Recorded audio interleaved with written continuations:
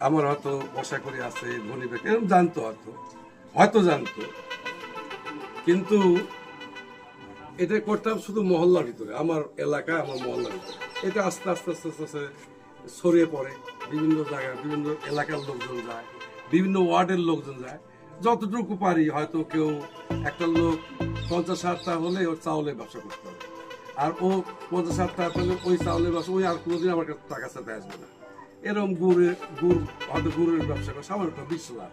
ওই কেউ হয়তো ছিল, চার্জার ছিল, ভ্যান, রিক্সা, ভ্যান, এগুলো অসংখ্য আমি করি, কিন্তু এগুলো প্রচার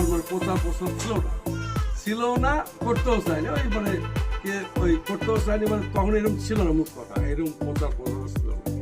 তারপর যখন নাটোরের মানুষ আমাকে যখন নির্বাচিত করে, এই বিভিন্ন মসজিদে, বিভিন্ন মন্দিরে, বিভিন্ন জায়গায়, বিভিন্ন স্কুল, কলেজ, মাদ্রাসা যেখানেই যাই, তো মানুষের